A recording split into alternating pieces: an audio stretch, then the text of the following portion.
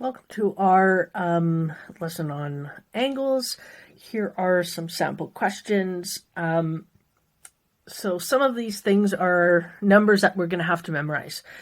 So for example, a straight angle is going from this position all the way up and around to here.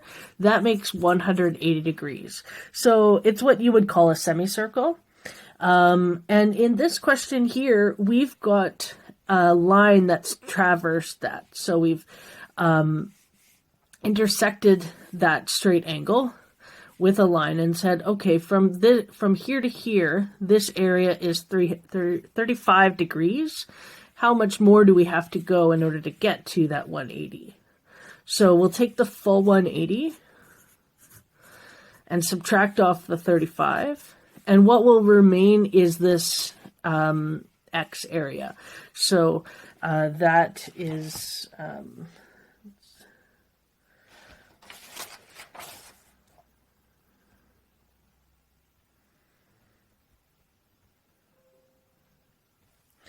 right, 145. Sorry, don't want to make a mistake on my video.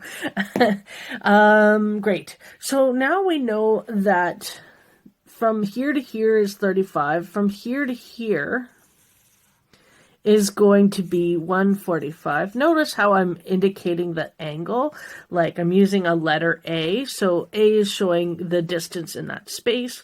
This thing here is the symbol for angle, and it does look like a curved kind of an L shape, but that means angle A. So angle A is 145 degrees.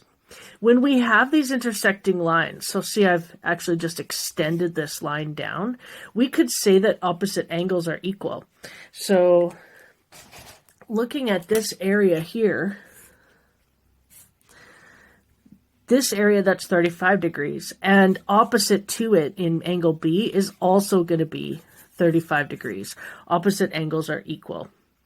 And because we had already identified this as being 145, now we can say that C is opposite to A, that space is also going to be 145. Lastly, with parallel lines, so what we're saying here is that, let's say, we'll call this line 1 and line 2. That line 1 and line 2, they're like railroad tracks. They're never going to touch. They're being parallel. And this transverse line is intersecting through both of those parallel lines. So it's one continuous line that intersects the two parallel lines. Again, we're given the 35 degrees on the top scenario, but then we're asked to discover the angles down in the bottom. So one thing to kind of keep in mind is that the complementary angles are equal. So if we've got 35 here, we'll also have 35 in the D space. So this is, these are going to be the same. And then we know now if we've got 35 here, F will also be 35. So we can kind of pull it down. And, you know, for me, I would have to calculate this. I would have to calculate 180 minus 35 to get the 145. And then if the top left is 145, this top left will also be 145. So one way that they show this is, you know, kind of saying like these guys are going to be equal and these guys are going to be equal. All four of those angles will be equal to each other. And then the same would be true here, that these guys would also be equal to each other if it was one line intersecting through two parallel lines.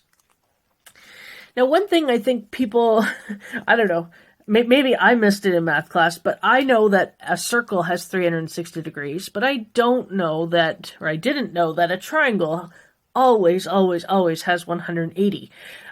Did you? No matter what kind of triangle you have, the interior angles must always add to 180 degrees total. So here we've got a triangle. We've got 1, 2, 3 degrees interior angles. And so we want to make sure that they all add to 180. And we're trying to find out what is angle X. So let's take 180 and subtract off the angles that we do have. Sometimes people like to add those guys together and they're like, yay, okay, it's 140. So it makes it maybe a little easier to do that subtraction. Or if you just want to go straight out and subtract, that's fine. This is a question where, people can get a little bit tripped up because they'll go 180 minus 52 and give your final answer, which is not quite right because we've got this 90-degree angle. So that box in the corner, that shows us that it's the right angle, that it's a 90-degree angle. And so we want to include that in our calculations. So 180 minus 90 minus 52.